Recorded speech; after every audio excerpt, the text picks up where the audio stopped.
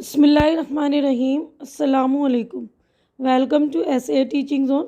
आज की हमारी ये वीडियो 10वीं क्लास की है। उर्दू कोर्स का जो ए कोर्स है तो उसके सैम्पल पेपर की मैं आपको एक्सप्लेन करके इसका सॉल्यूशन भी कर दूंगी, यानी समझा कर फिर सॉल्व भी कर दूंगी। तो सैम्पल क्वेश्चन पेपर 2022 एंड 23 यानी इसी साल का है ये। Subject Urdu, class 10th, code है 003। कोर्स ए, टाइम है 3 आवर्स यानी 3 घंटे का। Maximum marks 80। तो हिस्सा अलिफ में इस सेक्शन ए में जो है मुंतज़िल गैर दरसी इक़्तिबास को गौर से पढ़िए। गैर दरसी यानी जो हमारे सिलेबस का नहीं है, इस पर मबनी सवालों के जवाब लिखिए। तो हमें जो पैराग्राफ पढ़ के इसके सवालों के जवाब देने, हमें ज़िंदगी का इन्हिसार खाने पर है। और तुम देखते हो कि तमाम दुनिया इसी फ़िक्र में लगी रहती है। बेशक बदून खाने के कोई जानदार भी ज़िंदा नहीं रह सकता।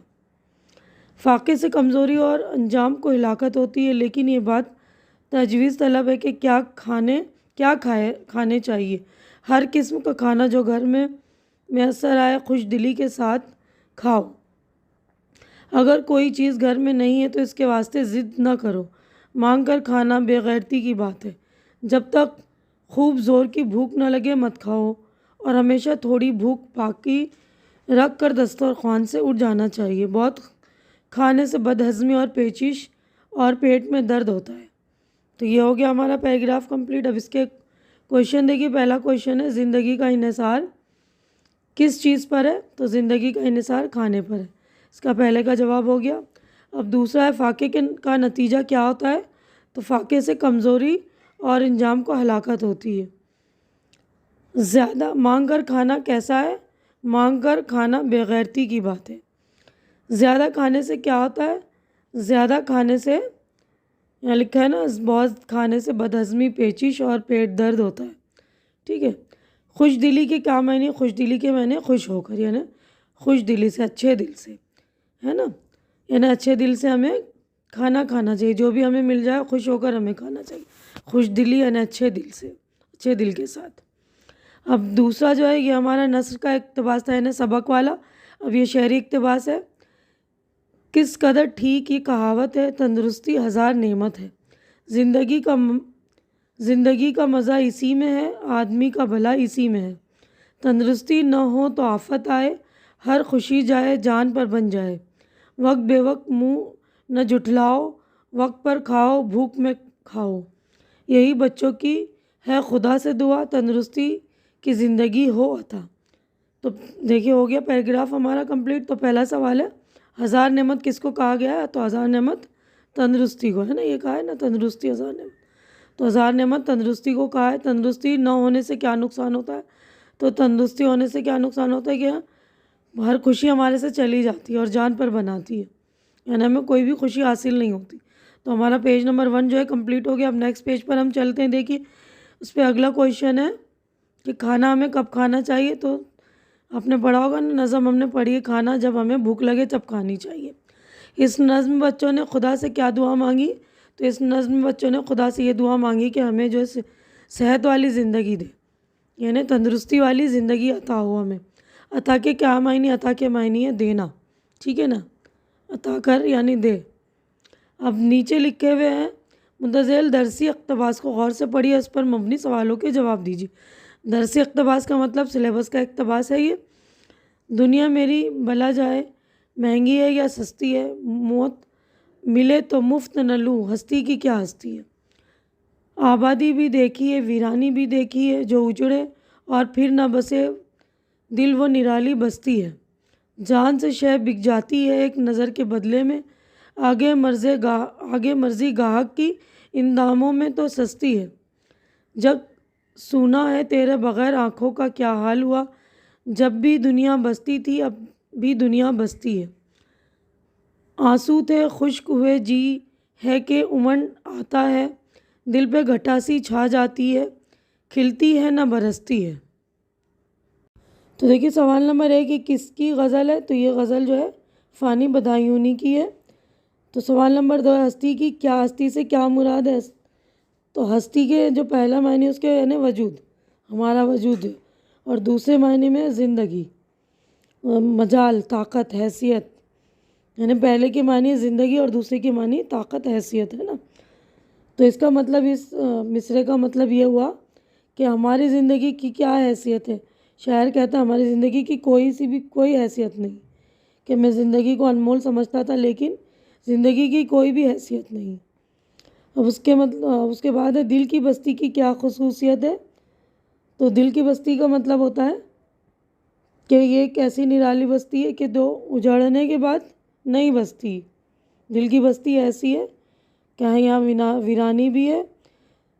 ये एक ऐसी निराली बस्ती जो उजड़ने के बाद फिर नहीं बसती। देखिए ये जो उजड़े फिर ना बसे वो निराली बस्ती है ना। अब चौथा है शायर के लिए किस बगैर जग सूना है। तो ये लिखा है ना, जग सूना है तेरे बगैर आंखों का क्या हाल है। तो शायर मतलब इस शायर में अपने महबूब के बारे में कह रहे हैं ना कि महबूब के बगैर पूरी दुनिया जो है सूनी है। ये लिखा है ना, जग सूना है तेरे बगैर आंखों का क्या हाल है। अब आंसू खुश्क होने से क्या मुराद है। तो यहाँ पर आंसू खुश्क होने से ये मुराद है कि महबूब के लिए जब आंसू रोते रोते खुश्क हो जाते हैं, सूख जाते हैं, और जी आता है कि खुलकर रोऊं, तो आंसू नहीं निकलते, यानी सूख जाते हैं ना। ये है ना, आंसू थे सो खुश्क हुए जी है कि उमड़ आता है। यानी दिल चाहता है कि रोऊं लेकिन आंसू निकलते नहीं है ना, आंसू सूख चुके हैं। खुश्क होना यानी सूख जाना। अब बेहिस्सा है हमारा, ये जो है नसरी इक़्तिबास है यानी सबक वाला है। हमारी ज़ुबान एक खुश रंग और हरा भरा गुलदस्ता है जिसमें रंग बिरंगे के फूल और नाजुक पत्तियां हैं। क्या हम इस वहम से हैं कि इसमें गुलाब, विदेशी और कुछ पत्तियां बाहर के पौधों के हैं, इन्हें नोच कर फेंक देंगे। अगर कोई ऐसा करे तो सरासर नादानी है। मुझे सरतीज बहादुर सुप्रू के इस कौल से हुर्फ बहरूफ इत्तफाक है कि यही ज़बान है जिसे हम उर्दू कहते हैं, तन्हा वसीला है जिससे हिंदू और मुसलमान एक दूसरे की तहज़ीब को समझ सकते हैं। यही वो ज़रिया है जिससे हिंदू मुसलमान में इत्तेहाद पैदा किया जा सकता है। मेरे ख़्याल में इससे बढ़कर कोई गलती नहीं हो सकती कि इस ज़बान को मिटाने और इस रिश्ते को तोड़ने की कोशिश की जाए। तो सवाल नंबर 1 है हमारे ज़बान की क्या खूबियाँ हैं। तो हमारे ज़बान की एक ये खूबी है ना कि एक खुश रंग और हरा भरा गुलदस्ता है जिसमें रंग बिरंग के फूल और नाजुक पत्तियां हैं। गुलाब किस ज़बान का लफ्ज़ है। तो गुलाब जो है विदेशी ज़बान का लफ्ज़ है। विदेशी किस ज़बान के ज़रिए हिंदू मुसलमान के दरमियान इत्तेहाद पैदा होगा, यानी उर्दू ज़बान। उर्दू ज़बान ऐसा है ना कि जिससे हिंदू भी पढ़ते हैं, मुसलमान भी पढ़ते हैं, दोनों। हिंदी में भी उर्दू के अल्फाज इस्तेमाल होते हैं, उर्दू में हिंदी के भी अल्फाज इस्तेमाल होते हैं ना। तो किस ज़बान में पूछा है, तो उर्दू ज़बान में। अब नेक्स्ट हमें ये वाला हमारा पेज हो गया कंप्लीट। अगला सफ़ा है उर्दू ज़बान किस तहज़ीब की नुमाइंदगी करती है। तो उर्दू ज़बान जो है मिली जुली तहज़ीब की, यानी सारे मज़हब की, हिंदू मुसलमान की तहज़ीब की नुमाइंदगी करती। तो वसीला के मानी क्या है। वसीला के मानी ज़रिए, ज़राए, ज़रिए। इन्हें उर्दू के ज़रिए ही जो हिंदू मुसलमान एक हो सकते हैं। अब हिस्सा बे क्वेश्चन नंबर 3 आलूदगी के उन्वान पर एक मज़मून लिखिए। तो मज़मून आलूदगी का मतलब होता है गंदगी। तो इसके ऊपर आपको मज़मून लिखना है। तो मज़मून मैंने आप मेरी ग्रामर की प्लेलिस्ट में जाकर देखिएगा, मैंने बता दिया कि किस तरह आपको मज़मून लिखना आना चाहिए। तो इस वाले टॉपिक पे मैंने अभी मज़मून लिखा नहीं है, अब लिख दूँगी, ठीक है, और वो डाल दूँगी अपने प्लेलिस्ट में, तो वहाँ से देख लेंगे आप। अगला क्वेश्चन है अपने स्कूल के प्रिंसिपल को छुट्टी के लिए एक दरख्वास्त लिखिए। तो सबसे पहले आप जनाब मोहतरम प्रिंसिपल साहब लिखेंगे, उसके बाद अपने स्कूल का नाम, अपने इलाके का नाम, उसके बाद लिखेंगे जनाब अली मुझे जो है अपने घर पर बहुत ज़रूरी काम है या मुझे कहीं बाहर जाना है इसलिए मैं एक दिन स्कूल नहीं आ सकता, मुझे एक दिन की छुट्टी दीजिए, आपकी बहुत मेहरबानी होगी, शुक्रिया, और अपना नाम लिखेंगे, ठीक है ना। अब अगला क्वेश्चन है राजेंद्र सिंह बेदी के हालात पर एक नोट लिखिए, या असलम परवेज़ ने अपने मज़मून माहौल बचाइए में किन बातों की तरफ इशारा किया। तो ये जो आपकी बुक है ना नवाए उर्दू, तो उसका मतलब है ये क्वेश्चन दोनों। तो मैंने नवाए उर्दू की पूरे मतलब क्वेश्चन आंसर बना रखे हैं, तो आप लोग मेरे प्लेलिस्ट में जाकर दोनों देख लीजिएगा। ये माहौल बचाइए वाला है और ये राजेंद्र सिंह बेदी जो है तो देखिए पहला ही चैप्टर जो है ना अफसाना आपका भोला, वो राजेंद्र सिंह बेदी ने ही लिखा है। तो 4 नंबर का क्वेश्चन है, आपको 4 लाइनें लिखनी होंगी, है ना। कम से कम 4-5 लाइनें लिखिएगा उनके बारे में कि राजेंद्र सिंह बेदी ज़िला सियालकोट में पैदा हुए, इब्तदाई तालीम वो के बाद वो लाहौर आ गए। तालिब इल्मी के ज़माने में उन्होंने अंग्रेज़ी, उर्दू और पंजाबी में नज़में और कहानियाँ लिखी। ठीक है, तो उनके बारे में 5 जुमले लिख लीजिएगा कि वो ऑल इंडिया रेडियो में भी बहैसियत स्टाफ आर्टिस्ट काम कर रहे थे उन्होंने, और उसके बाद जम्मू रेडियो स्टेशन के डायरेक्टर बनाए गए। ठीक है ना।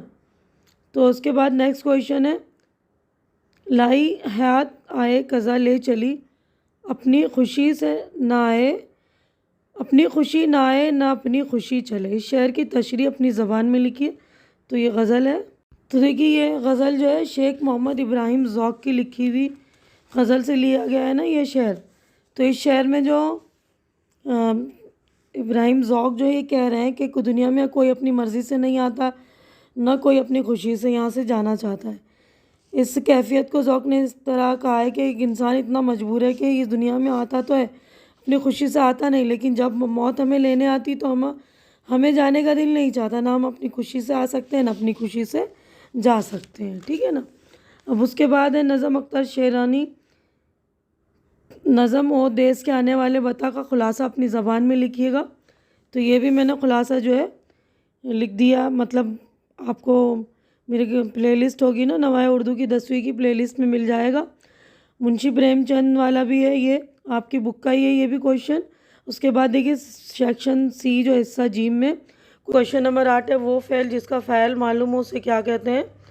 तो वो फ़ेल जिसका फ़ाइल मालूम हो उसको कहते हैं फ़ेल मारूफ। तो उसकी मिसाल हम ये कह सकते हैं जैसे असलम आया, आमना पढ़ती है। ठीक है ना। अब नेक्स्ट है, मैंने बहुत अच्छा मजमून लिखा। इस जुमले में फ़ेल है लिखा या लिखना, मजमून लिखना है ना, तो लिखना फ़ेल है। अब क्वेश्चन नंबर 9 है, कलाम में ऐसे अल्फाज का लाना जो एक दूसरे की ज़िद हो, सनत तज़ाद। ठीक है ना। तो सनत तज़ाद, तज़ाद इस तरह ते ज़वाद अलीफ दाल। उसके बाद है अगला, प्यासी जो थी सपा खुदा 3 रात की, साहिल से टपकती थी मौजे फरात की। तो इस शेर में कौन सी सनत का इस्तेमाल हुआ है। तो इस शेर में हुस्न तालील, हुस्न तालील यानी जो बात ना हो उसका बयान करना, हुस्न तालील, तालील ते ऐन लाम लाम। उसके बाद क्वेश्चन नंबर 10 है, बाग बाग होना के मानी है बहुत ज़्यादा खुश होना था। उसके बाद सेकंड है, नाच न जाने आंगन टेढ़ा का क्या मतलब है। इसका मतलब है काम ना आता हो तो उसी काम में ऐब निकालना।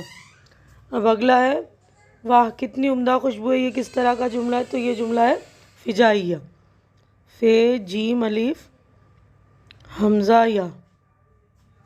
उसके बाद है 12, क्वेश्चन नंबर 12, ऐसी नज़म जिसके तमाम मिसरे बराबर हो मगर इनमें काफ़िए की पाबंदी ना हो, वो नज़म क्या कहलाती है। तो वो नज़म मार्रा, नज़म मार्रा, मीम ऐन रा छोटिया और खड़ा ज़बर। ठीक है, ये नज़म मीम है। अब ये वाला पेज हमारा कंप्लीट हो गया है। नेक्स्ट देखते हैं हम पेज नंबर 4 पर। देखिए या, यानी यहाँ पर भी ऑप्शन दिया हुआ है या। गज़ल का पहला जिसके दोनों मिसरे हम काफ़िया हों क्या कहलाता है। तो देखिए गज़ल का पहला मिसरा जिसके दोनों, पहला शेर जिसके दोनों मिसरे हम काफ़िया होते हैं वो गज़ल का मतला कहलाता है, मीम त्वा लाम और एन। ठीक है, गज़ल का मतला। अब हिस्सा डी हमारा शुरू हो गया यहाँ पर। सवाल नंबर 13, माया किस अफसाने का किरदार है और इसके अफसाना निगार कौन है। तो इस अफसाने का माया जो है ना किरदार भोला का, पहला ही चैप्टर है हमारा भोला, और इसके जो है लिखने वाले जो अफसाना निगार है उनका नाम है राजेंद्र सिंह बेदी। ठीक है ना। तो देख लीजिएगा, औरतों के हुकूक किसका मजमून है। तो औरतों के हुकूक सर सैयद अहमद का मजमून है।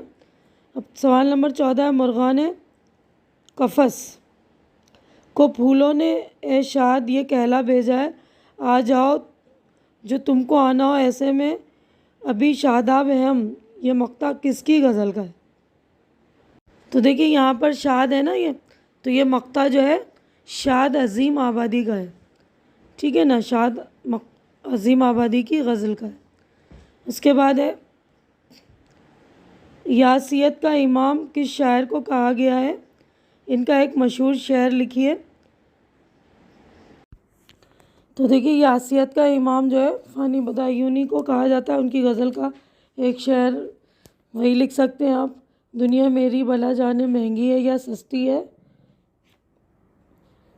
मौत मिले तो मुफ्त न लूँ, हस्ती की क्या हस्ती है, ठीक है ना। तब उसके बाद क्वेश्चन नंबर 15, मौलवी अब्दुल हक ने अपने खाके में गुदरी का लाल किसे कहा? नूर ख़ान को, ठीक है। उसके बाद सवाल नंबर 15 का सेकेंड है, मुंशी प्रेमचंद की अदबी खिदमात पर रोशनी डालिए। तो मुंशी प्रेमचंद ने देखिए कई नावल लिखे और अफसानों के अलावा ड्रामे और मज़ामीन भी लिखे। इनके अफसानों के नुमाइंदा मजमूए प्रेम पच्चीसी, प्रेम चालीसा, आज़ाद राह, आखिरी तोहफ़ा और वारदात हैं। नावलों में बेवा, बाज़ार हुस्न, गोशा आफ़ियत, मैदान अमल, चौगान हस्ती और गऊदान बहुत मशहूर हैं, ठीक है। अब अगला क्वेश्चन है, 16वां क्वेश्चन है, गज़ल पर एक नोट लिखिए। तो गज़ल के बारे में कई बार मैंने बता दिया कि गज़ल आमतौर पर शायरी की वो सिनफ़ है जिसमें औरतों से बातें या महबूब से बातें ली गई हों, यानी बुनियादी तौर पर गज़ल को जो इश्किया शायरी भी कहते हैं। आशिकाना मिजाज और गनाहियत गज़ल की ख़ास पहचान है, लेकिन आहिस्ता आहिस्ता गज़ल में जो है दूसरे मज़ामीन भी दाखिल हो गए हैं। आज ये कहा जा सकता है कि गज़ल में तकरीबन हर तरह के मज़ामीन बयान किए जा सकते हैं। यही वजह है कि गज़ल आज भी उर्दू की सबसे ज़्यादा मकबूल सिनफ़ सुख़न है। गज़ल का हर शेर अपने मफ़हूम के एतबार से, मतलब मीनिंग के एतबार से मुकम्मल होता है, इसलिए सबसे ज़्यादा याद रह जाने वाले अशार भी गज़ल के ही होते हैं, ठीक है ना। तो 3 नंबर का है, तो कम से कम 5-6 सेंटेंस लिखिएगा। तो ये हमारा पेज नंबर 4 भी कंप्लीट हो गया है। मैं अपनी वीडियो भी यहीं पर कंप्लीट कर रही हूँ। उम्मीद कर रही हूँ कि जो कुछ मैंने आप लोगों को एक्सप्लेन किया अच्छी तरह से समझ में आ गया होगा, और मेरी वीडियो भी आप लोगों को अच्छी लग रही होगी। अच्छी लग रही तो इसे लाइक कीजिए, ज़्यादा से ज़्यादा शेयर कीजिए, ताकि जो भी आपके ज़रूरतमंद दोस्त वगैरह उनके लिए ये हेल्प मिले, एक उनके लिए हेल्पफुल साबित। और मेरे चैनल को आप लोग सब्सक्राइब करके मेरी भी हिम्मत बढ़ाइए। हमारी अगली मुलाकात इंशाल्लाह नेक्स्ट वीडियो में होगी। मैंने सारे जो है सारी बुक्स पर वीडियो बना दिए हैं, नवाए उर्दू वगैरह, जान पहचान, उर्दू पास वगैरह की सारी किताबों पर मैं वीडियो बना रही हूँ। तो आप लोगों के लिए ये भी किताबों की वीडियो भी जो हेल्पफुल होगी, तो ज़रूर आप लोग वो देखिएगा। उम्मीद है कि आप लोगों को पसंद आएगी। हमारी अगली मुलाकात इंशाल्लाह नेक्स्ट वीडियो में होगी। तब तक के लिए आप लोग अपना ख्याल रखिए, मुझे दुआओं में याद रखिए। अल्लाह हाफिज़।